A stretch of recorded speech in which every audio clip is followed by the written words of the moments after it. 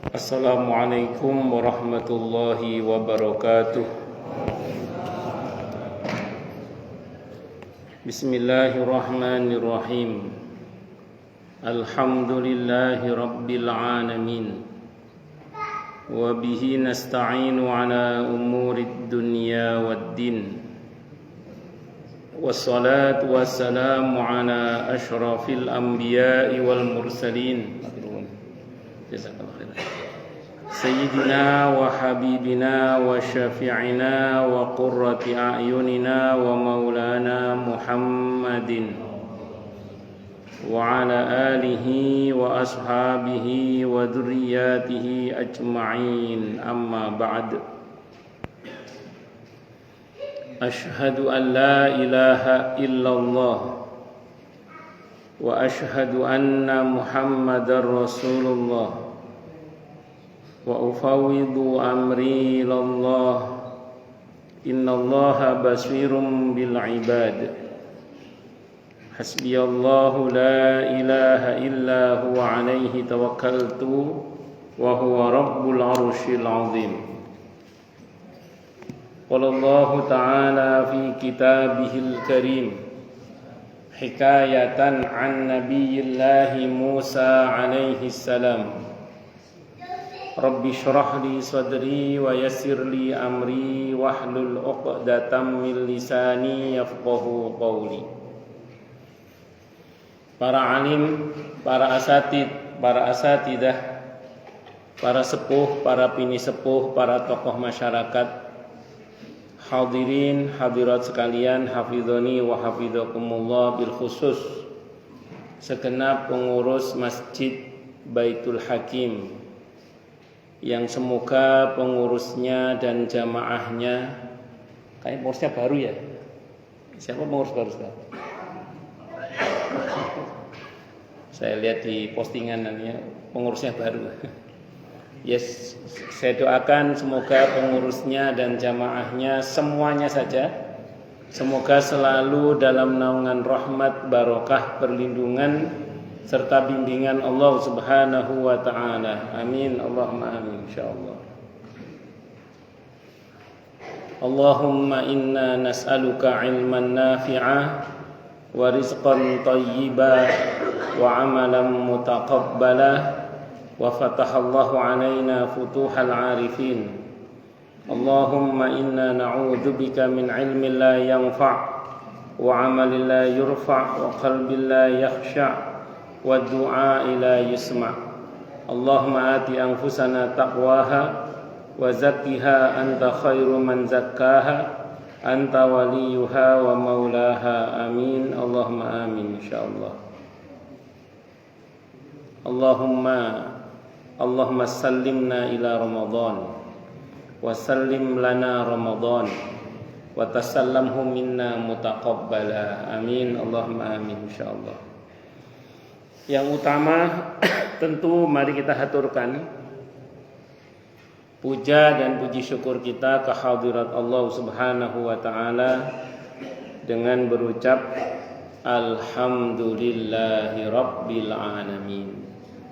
Mudah-mudahan dengan hamdalah ini nikmat dari Allah untuk kita ditambah, karena Allah telah berjanji dalam Al-Quran di surah Ibrahim ayat 7, A'udzu billahi samii'il 'aliim minasyaitonir rajiim. Wa idh ta'adzana rabbukum la in syakartum la azidannakum wa la in kafartum inna 'adzabi lasyadid. Jadi kalau kita bersyukur, sungguh nikmat dari Allah untuk kita ditambah. Dan kalau kita kufur, kita diingatkan oleh Allah akan siksa yang sangat pedih. Ini janji Allah, dan janji Allah dalam Al-Quran itu la raiba fi, tidak ada keraguan di dalamnya. Di antara penjelasan la raiba fi adalah siapapun yang mengamalkan isi Al-Quran dengan keimanan dan keyakinan, maka Allah akan tunjukkan kebenaran Al-Quran itu kepadanya hingga tiada lagi keraguan dalam hatinya. Salawat dan salam semoga tercurah limpahkan untuk junjungan kita Nabi besar Muhammad sallallahu alaihi wasallam. Semoga kita semua diakui sebagai umat beliau. Amin, Allahumma amin, insyaallah. Saya wasiatkan terutama untuk diri saya sendiri dan panjenengan semua agar kita semua terus berusaha meningkatkan ketakwaan kita kepada Allah Subhanahu wa taala. Karena dengan takwa itulah kita bisa memperoleh derajat yang sangat tinggi dengan sesungguhnya di sisi Allah Subhanahu wa taala. Hal ini didasarkan kepada firman Allah Subhanahu wa taala dalam Al-Qur'an di surah Al-Hujurat ayat 13. A'udzu billahi samii'il 'aliim minasyaitonir rajim. Ya ayyuhan nasu inna khalaqnakum min dzakarin wa untha وَجَعَلْنَاكُمْ شُعُوبًا وَقَبَائِلَ لِتَعَارَفُوا إِنَّ أَكْرَمَكُمْ عِندَ اللَّهِ أَتْقَاكُمْ al-ayah. Wahai manusia, sesungguhnya kami telah menciptakan kalian dari seorang laki-laki dan seorang perempuan, berkembang menjadi bersuku-suku dan berbangsa-bangsa agar kalian saling mengenal. Sesungguhnya yang paling mulia di antara kalian di sisi Allah adalah yang paling bertakwa. Allah juga berjanji akan memberikan bonus bagi siapapun yang sungguh-sungguh bertakwa kepada Allah, berupa solusi atau jalan keluar dari setiap masalah yang dia hadapi, dan Allah juga berjanji akan memberinya rizki dari arah yang dia tidak duga sebelumnya. Hal ini didasarkan kepada firman Allah Subhanahu wa taala dalam Al-Qur'an di surah At-Talaq ayat 2 dan 3. A'udzu billahi samii'il 'aliim minasyaitonir rajim. Wa may yattaqillaha yaj'al lahu makhraja wa yarzuqhu min haitsu la yahtasib. Dan barang siapa orang yang bertakwa kepada Allah, maka Allah akan berikan dia jalan keluar dan rizki yang tak terduga. Di tempatnya Allah berfirman, "Wa may yattaqillaha yaj'al lahu min amrihi yusra." Siapa yang bertakwa kepada Allah, maka Allah akan jadikan urusannya mudah. Semoga kita semua minal muttaqin, bahkan lil muttaqina imama. Amin, Allahumma amin, insyaallah. Bapak Ibu sekalian dan adik-adik sekalian, hafizani wa hafizakumullah. Di dalam hadis Sahih Muslim, ini hadisnya Sahih Muslim. Pernah suatu malam, kata Siti Aisyah radhiyallahu anha, di malam nisfu Sya'ban, kata beliau, aku kehilangan Rasulullah Muhammad sallallahu alaihi wasallam. Jadi kata beliau, pernah di suatu malam, di malam nisfu Sya'ban, aku kehilangan Rasulullah Muhammad sallallahu alaihi wasallam. Karena Nabi itu menurut Siti Aisyah radhiyallahu anha ketika menjelaskan kepada Abdullah bin Zubair ibn Awam radhiyallahu anhuma, beliau menjelaskan, "Hei Zubair, setelah Isya kalau enggak ada keperluan tidur." Karena dulu Rasulullah Muhammad sallallahu alaihi wasallam kebiasaan beliau kalau habis sholat Isya, kalau tidak ada kepentingan keluarga, tidak ada kepentingan kaum muslimin, beliau tidur. Nah malam itu tumben-tumbennya Nabi nggak ada di rumah gitu. Biasanya kan habis sholat Isya kan tidur. Ini kok nggak pulang? Kemana Rasulullah Muhammad sallallahu alaihi wasallam? Berarti ini nggak biasanya, gitu loh. Ini nggak biasanya. Dan itu terjadi pada malam nisfu Sya'ban. Dalam hadis Sahih Muslim itu al-kamal. Maka beliau mencari, ternyata diketahui Nabi kita Muhammad sallallahu alaihi wasallam malam itu sedang ziarah kubur, ziarah Baqi, ziarah makam Baqi. Kata Siti Aisyah radhiyallahu anha, beliau menunggu lama, saya nunggu lama di luar pemakaman. Nabi tidak tahu baca apa, pokoknya lama lah gitu. Kadang hadis itu nggak disebutkan bacaannya apa. Selang berapa waktu beliau selesai dan pulang. Maka kata Siti Aisyah, begitu tahu Nabi pulang, beliau bergegas segera lari pulang ke rumah. Karena kan Baqi ke dalamnya beliau nggak terlalu jauh. Nah, Di antara mukjizat Nabi kita Muhammad sallallahu alaihi wasallam adalah Nabi itu bisa melihat ke belakang tanpa menoleh. Jadi Nabi itu tahu diikuti oleh istrinya, itu tahu beliau. Di antara mukjizat Nabi apa? Bisa melihat ke belakang tanpa menoleh. Itu di antara mukjizat. Dan Nabi tahu diikuti oleh istrinya. Maka sampai di dalam beliau, walaupun Siti Aisyah sudah ada di rumahnya, Nabi bertanya, "Dari mana kamu tadi?" Karena Nabi tahu diikuti. Dari mengikuti panjenengan ya Rasulullah, saya mengikuti Anda karena saya khawatir Anda ke istri yang lain, katanya. Padahal Nabi itu gak mungkin khianat. Nabi itu gak mungkin khianat. Kata Nabi, kamu tergoda oleh setan kamu, kata Nabi.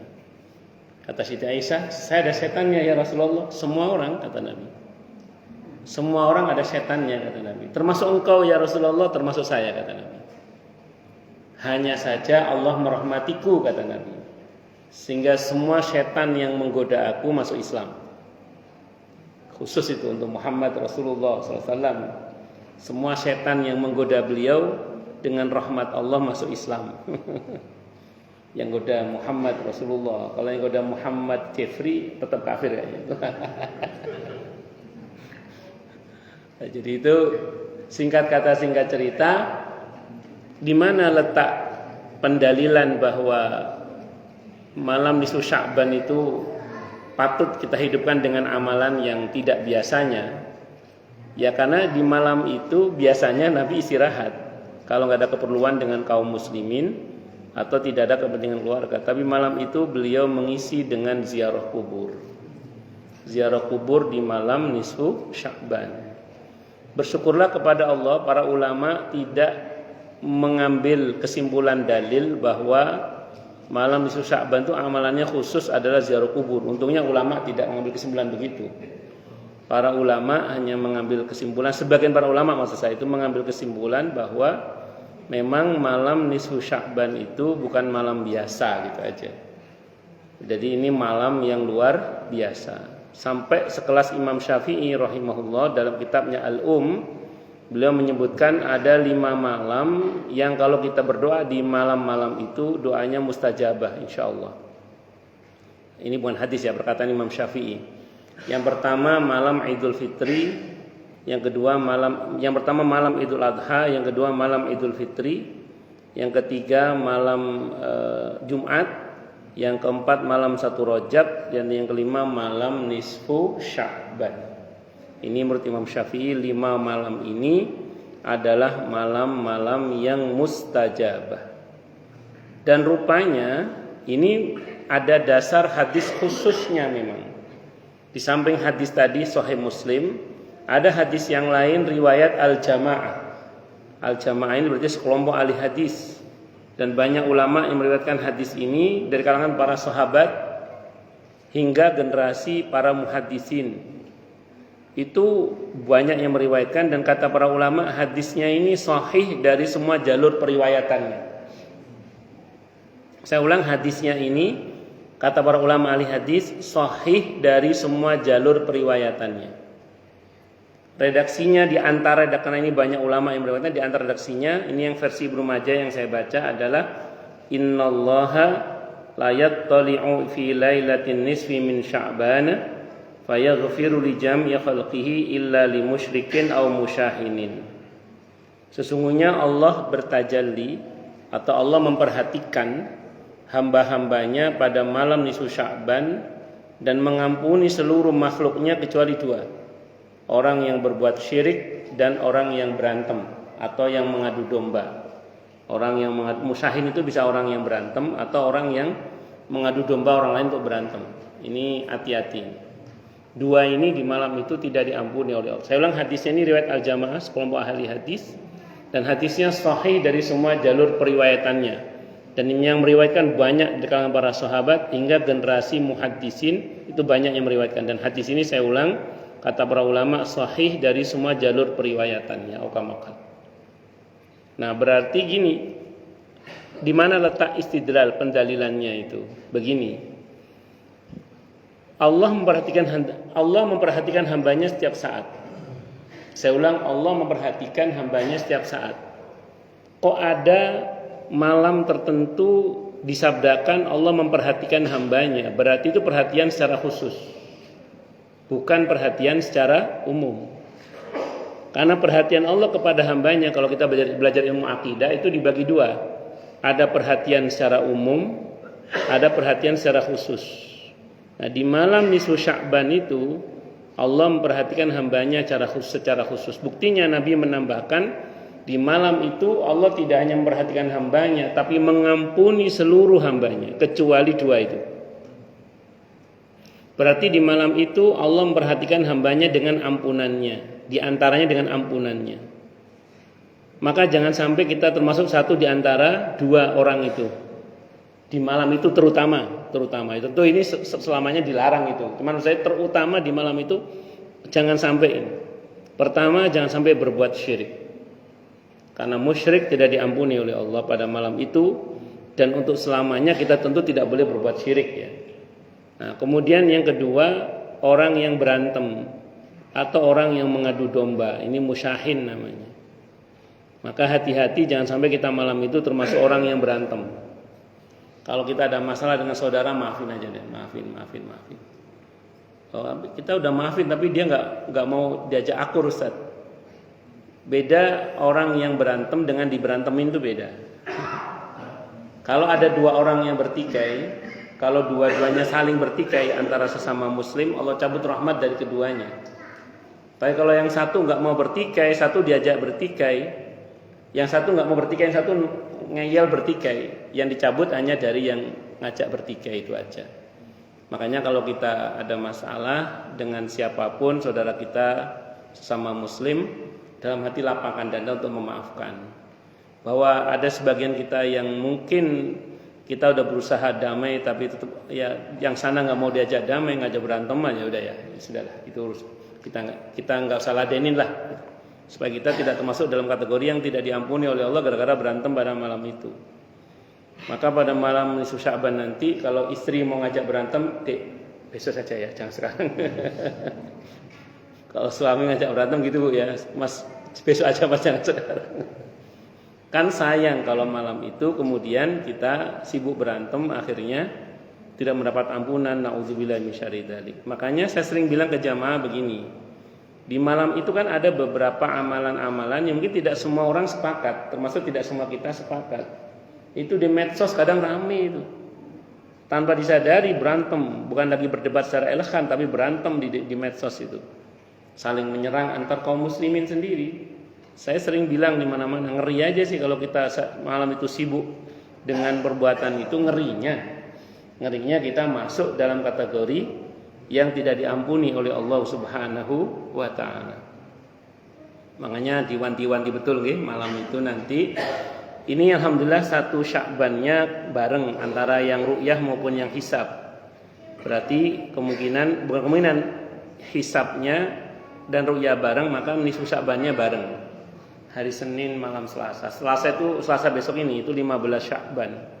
Berarti Senin malam Selasa itu sudah nisfu Sya'ban. Jadi Senin maghrib itu sudah malam nisfu Sya'ban. Kalau Ramadannya kemungkinan berbeda. Kalau Ramadannya, karena yang hisab sudah menetapkan tanggal 18. Nah, kalau merujuk pada ijtima' hakiki. Tapi yang ru'yah, kalau merujuk pada teori imkanur ru'yah, itu tanggal 18, 17 malam 18 itu belum terlihat kemungkinan hilalnya itu. Kemungkinan tanggal 19. Kemungkinan ya. Jadi kemungkinan Ramadannya beda kemungkinan. Tapi kalau satu Sya'bannya kemarin bareng. Baik. Sekarang pertanyaannya, berarti dari hadis itu kita bisa tahu berarti malam nisfu Sya'ban itu bukan malam biasa. Itu malam yang luar biasa. Karena di dalamnya bertebaran ampunan Allah yang enggak biasanya. Makanya sepatutnya malam itu dihidupkan, jangan disia-siakan. Saya tidak memungkiri di antara para ulama itu ada 3 pendapat dalam masalah ini. Yang pertama, dihidupkan dengan cara bareng-bareng di masjid atau di musola. Ini generasi salafus soleh dari kalangan tabi'in terutama sudah mengamalkan ini.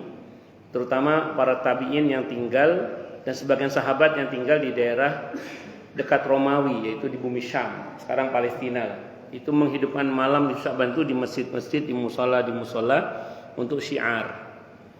Sementara pendapat yang kedua, para ulama dari kalangan salafus saleh juga itu berpendapat bahwa harus dihidupkan, sepatutnya dihidupkan malam di Sya'ban itu, tapi di rumah masing-masing.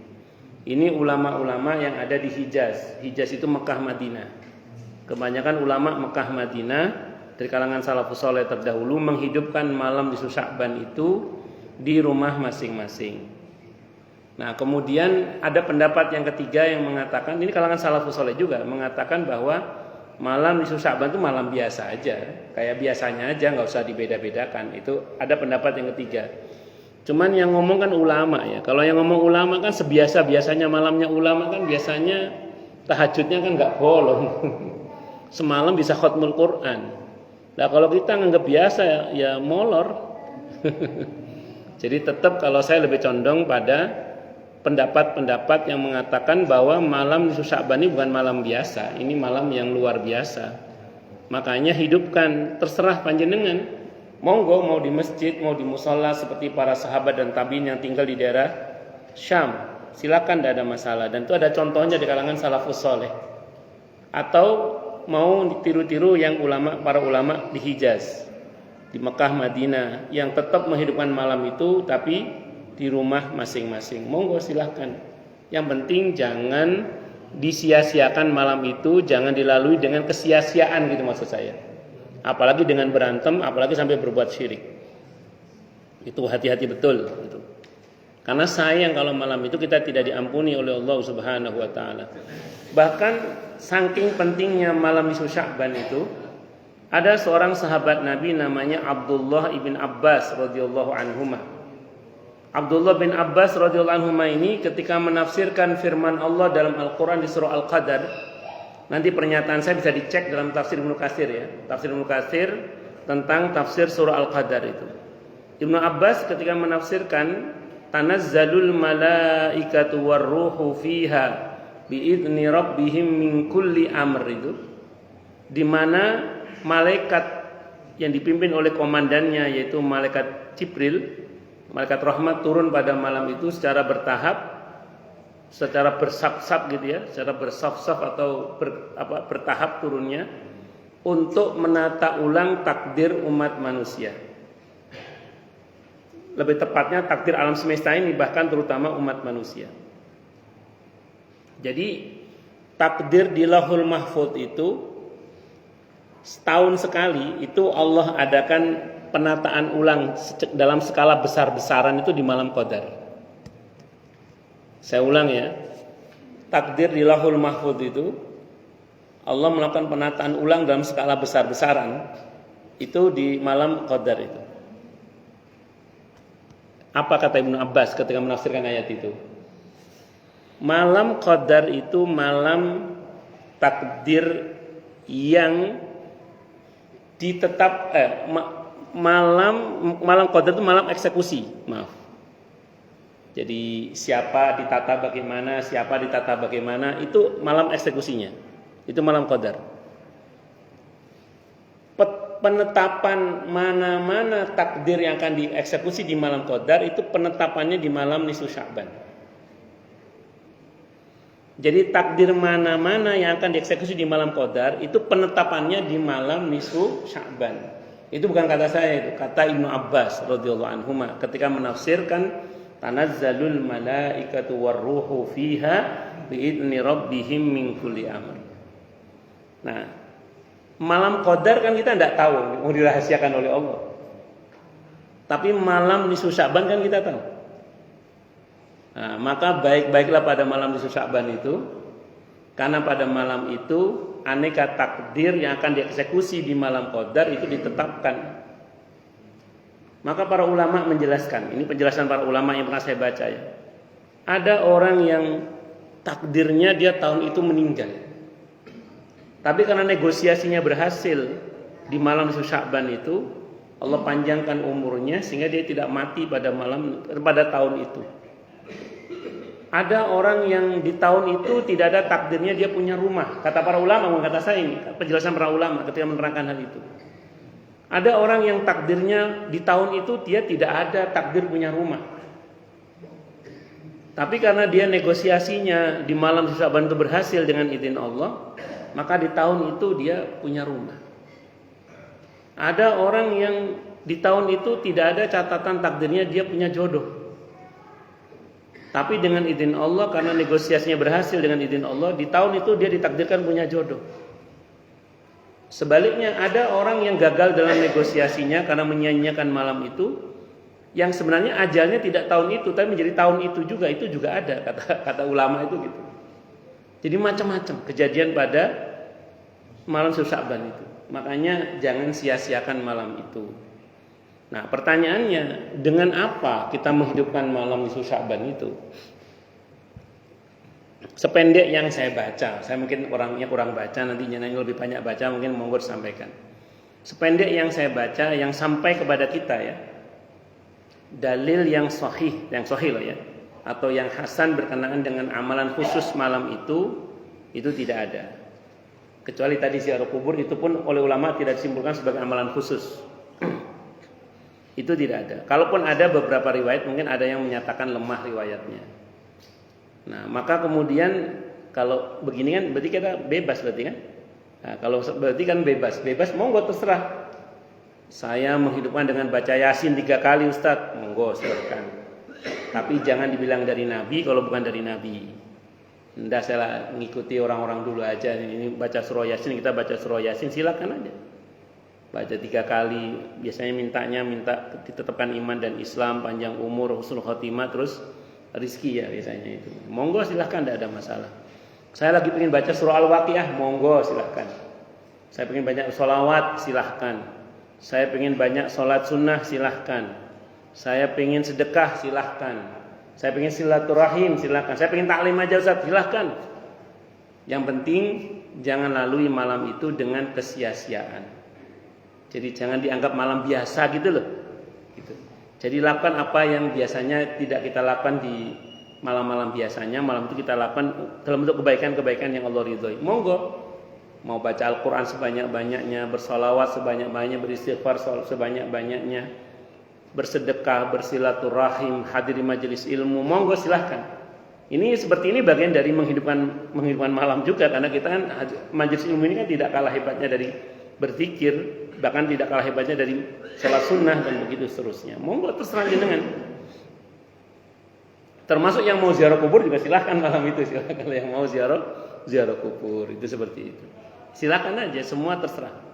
Karena memang sependek yang saya baca, saya belum pernah baca riwayat yang sahih tentang amalan khususnya, kecuali tadi yang ziarah kubur itu pun oleh para ulama tidak disimpulkan sebagai amalan khusus. Jadi monggo terserah. Termasuk yang nun sewu, sebagian kaum muslimin, sebagian kita mungkin ya ada yang mengamalkan baca Yasin berapa? 3 kali. Monggo silahkan. Andai kan nggak Yasin ya monggo silahkan, saya mau baca surah yang lain aja silahkan, tidak ada masalah. Jadi tidak ada ketentuan yang diharuskan sependek yang saya pahami.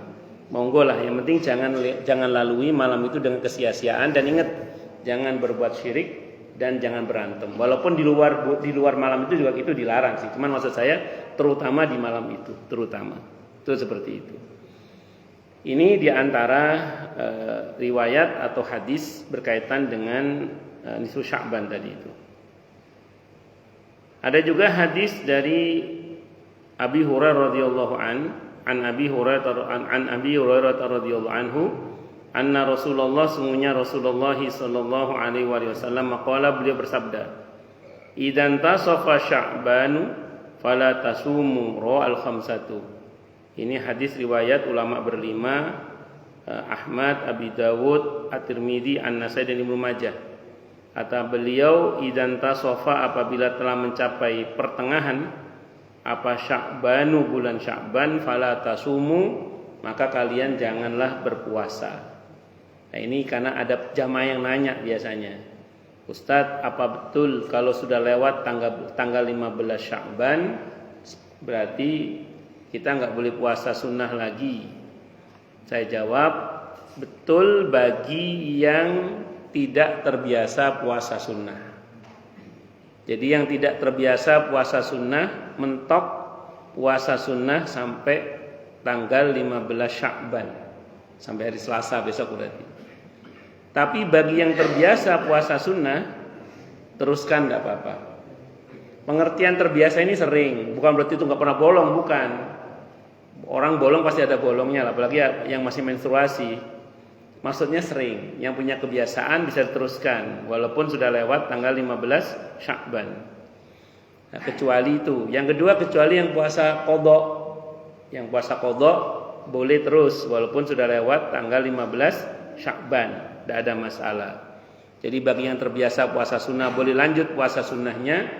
Bagi yang belum selesai qadha-nya boleh puasa qadha walaupun sudah lewat tanggal 15 Sya'ban.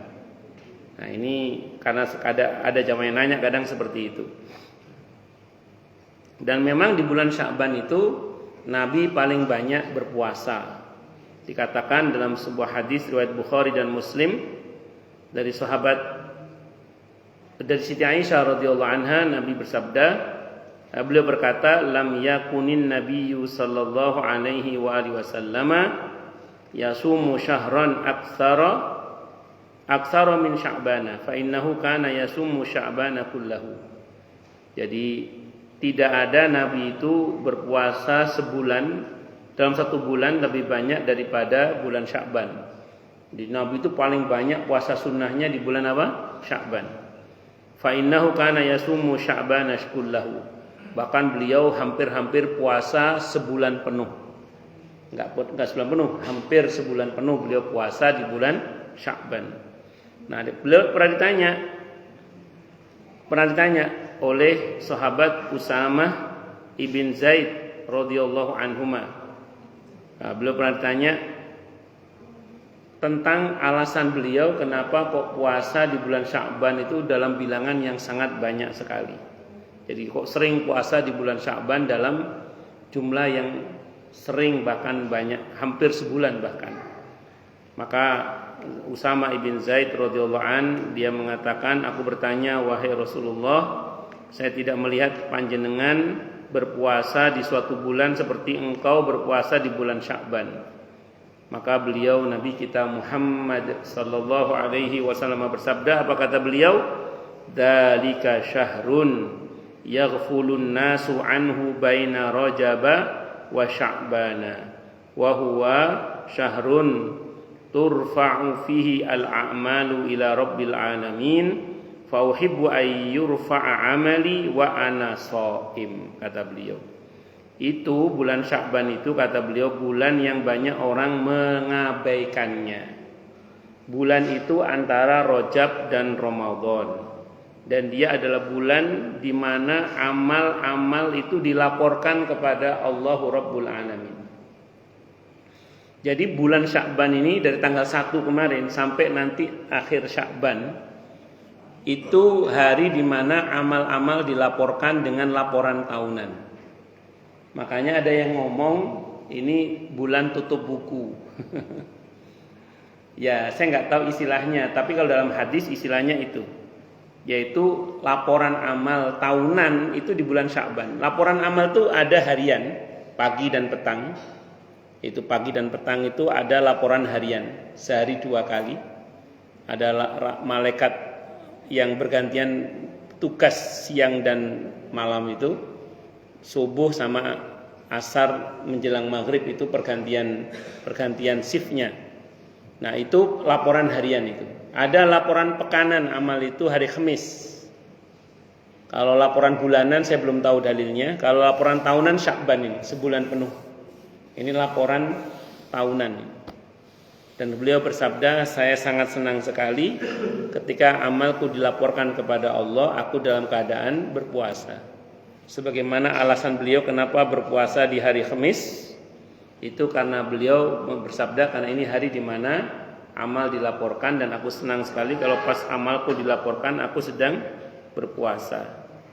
Ini hadisnya riwayat An-Nasa'i, Ahmad, dan hadisnya hadis hasan. Wallahu a'lam bishawab. Makanya bulan Sya'ban ini bukan bulan yang biasa. Karena ini bulan di mana amal-amal kita sepanjang bulan ini dilaporkan. Bukan cuma malam nisfu Sya'ban ya, tapi sepanjang bulan ini dilaporkan terus oleh para malaikat sebagai bentuk laporan tahunan ya. Laporan tahunan. Itu seperti itu. Dan tadi sudah saya sampaikan perkataan Imam Syafi'i yang mengatakan bahwa ada 5 malam dalam kitab Al-Um ya. Ada 5 malam di mana kalau kita berdoa insya Allah mustajabah. Jadi inna du'a yustajabu fi khamsi layalin kata beliau. Sesungguhnya doa-doa itu dikabulkan oleh Allah dalam 5 malam. Ini kalau bahasa sederhananya ini mujarrabat. Ini sudah dicoba oleh Imam Syafi'i. Imam Syafi'i ini kita tahu beliau dikenal hafal 600.000 hadis, mujtahid mustaqil mutlak, nasirus sunnah, pembela sunnah. Beliau mengatakan ada 5 malam yang kalau kita berdoa di malam itu doanya mustajabah. Ini pengalamannya Imam Syafi'i. Yang pertama fi lailatil jumu'ati, malam Jumat. Kemudian yang kedua walailatil adha, malam Idul Adha. Yang ketiga walailatil fitri, malam Idul Fitri. Yang keempat wa awwalilailatin min Rajab. Jadi awal malam di bulan Rajab. Ya, tanggal 1 Rajab, malam 1 Rajab. Dan yang kelima kata beliau walailatin nisfi min Sya'bana, dan malam nisfu Sya'ban. Jadi makanya Senin besok maghrib ya, Senin maghrib itu sudah masuk malam nisfu Sya'ban. Dan jangan disia-siakan karena pada malam itu ada banyak aneka kebaikan-kebaikan yang bisa kita dapatkan, terutama ampunan dari Allah Subhanahu wa taala. Maka diwanti-wanti jangan berantem, jangan berbuat syirik. Dan masih banyaklah kejadian-kejadian yang terjadi di bulan Sya'ban ini, termasuk diantaranya pemindahan kiblat dari Masjidil Aqsa ke Masjidil Haram. Itu juga terjadi di bulan Sya'ban. Nah, para jamaah sekalian, hafidhani wa hafidhakumullah, di antara salafus soleh itu ini doa sebagian salafus soleh itu kalau sudah masuk bulan Sya'ban itu berdoa. Kalau kemarin bulan Rajab kan doanya Allahumma barik lana fi Rajaba wa Sya'bana wa ballighna Ramadhana. Nah, kalau sebagian salafus soleh kalau sudah masuk bulan Sya'ban doanya berubah. Allahumma sallimni ila Ramadhan. Ini ada dalam kitab Lataiful Ma'arif ya. Disebutkan doa sebagian salafus soleh, doanya apa? Allahumma sallimni ila Ramadhan wasallim li Ramadhan wa tasallamhu minna wa tasallamhu minni mutaqabbala. Kalau kita sendiri ya, kalau kita bareng-bareng doanya atau kita mendoakan saudara kita bisa menggunakan Allahumma sallimna ila Ramadhan wasallim lana Ramadhan wa tasallamhu minna mutaqabbala. Allahumma wahai Allah, sampaikanlah aku ke bulan Ramadan. Semoga Allah hinggakan kita ke Ramadan ya. Amin insyaallah. Dalam keadaan selamat, sehat, walafiat, diberi kekuatan, kemampuan dan kemauan oleh Allah untuk beribadah dan bermujahadah selama bulan Ramadan terutama. Amin Allahumma amin insyaallah. Saya pribadi jenengan boleh sepakat boleh tidak, kalau sudah menjelang bulan Ramadan dan masuk malam-malam Ramadan itu saya berusaha untuk minum air zam-zam.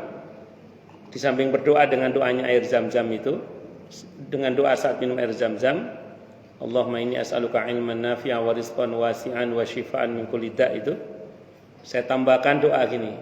Bismillah, kuat ibadah, kuat mujahadah, kuat melek gak ngantuan. Nah, gitu. Itu doa saya diantaranya. Jadi mohon pada Allah bismillah, di samping doa minum air zam-zam ya saya tambah bismillah, kuat ibadah, kuat mujahadah, kuat melek gak ngantuan. Nah, itu jadi karena prinsipnya la haula wala quwata illa billah. Tidak ada daya meninggalkan maksiat dan tidak ada kekuatan untuk taat kecuali dengan pertolongan Allah. Maka kita mohon kepada Allah agar kita ditolong saat kita di bulan Ramadan, terutama di bulan Ramadan, itu diberi kemauan dan kemampuan oleh Allah untuk beribadah dengan baik dan benar dan secara optimal. Semoga ya, amin, Allahumma amin. Makanya para sahabat berdoa, Allahumma sallimni ila Ramadan. Terus wasallim li Ramadan, dan sampaikanlah kepadaku Ramadan ya Allah. Jadi saling nanti. Makanya bulan Ramadan itu kalau Nabi membahasakan seperti tamu. Sehingga kalau bahasanya Nabi, qad ja'akum Ramadan, sungguh telah datang kepadamu bulan Ramadan, syahrun mubarak, bulan yang diberkahi oleh Allah. Makanya di awal Ramadan Nabi menyambut dengan sambutan marhaban ya Ramadan, selamat datang wahai bulan Ramadan. Tapi harus diingat kalau lihat dari doa ini ya, berarti Ramadan itu bulan yang kehadirannya bukan kita tunggu, tapi kita persiapkan. Jadi bulan Ramadan itu bukan bulan yang kita tunggu kehadirannya, tapi kita persiapkan kehadirannya. Maka di kampung saya dulu kalau menjelang bulan Ramadan ada lagu gini, dayoe teko, beberno kloso. Lah tamunya datang Ramadan, ayo gelar tikar sudah untuk sholat. Kloso, bedah, tembelen jadah. Kadang persiapan kita ini kurang bagus, maka kita tutup dengan mujahadah. Jadah itu kata mujahadah. Jadah itu dibuat dari ketan. Ketan itu ojo raket-raket setan. Jadi kalau bulan Ramadan ya yang jauh dari setan mendekat kepada siapa? Kepada Allah. Itu. Nah, ning lanjutane jadahe mambu pakano asu. Iki dawa falsafahnya itu, tapi kira-kira begitulah. Terus terakhir watasalamu minna mutaqabbala. Ya Allah, jadikanlah semua amal ibadahku di bulan Ramadan Engkau terima. Semoga kita termasuk di dalamnya. Amin. Allahumma amin insyaallah. Oke, monggo silakan yang adzan.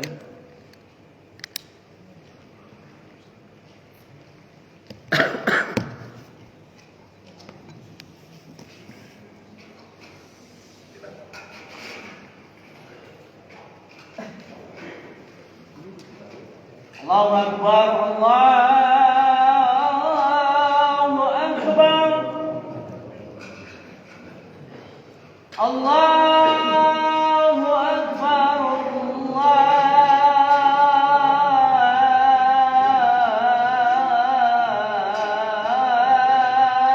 Allahu Akbar. Asyhadu an la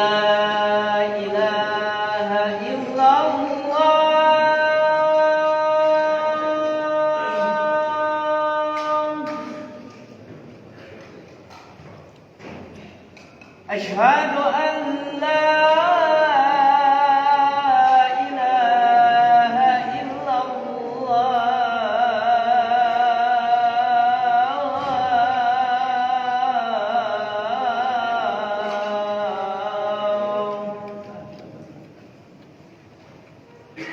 أشهد أن محمدا رسول الله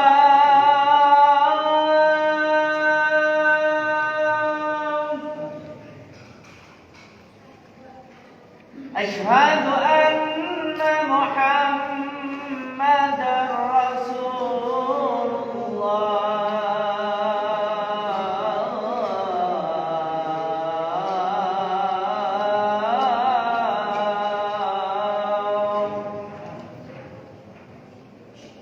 حي على الصلاة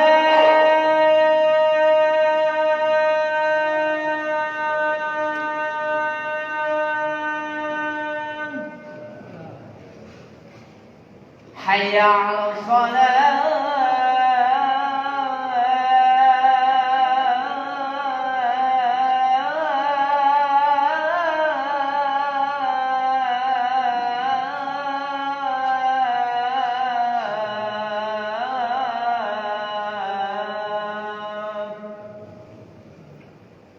حي على الفلاح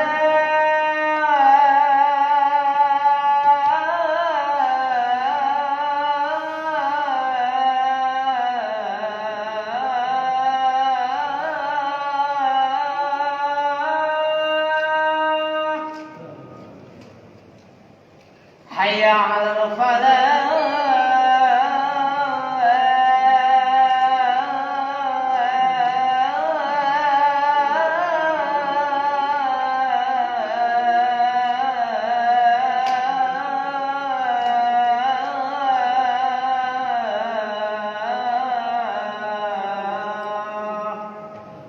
الله أكبر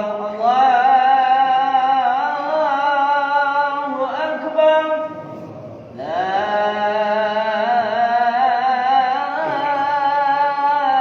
إله إلا الله.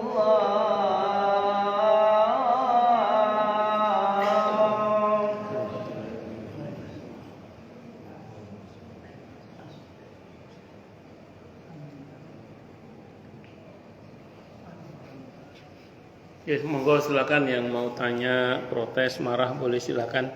Masalah itu masalah yang lain boleh, monggo silakan kalau ada. Jelas semua atau tidak jelas semua? Monggo silakan kalau ada. Jelas semua. Atau tidak jelas semua. Masalah itu masalah yang lain boleh, monggo silakan kalau ada tuh. Alhamdulillah. Jadi jelas semua ini. Atau tidak jelas semua.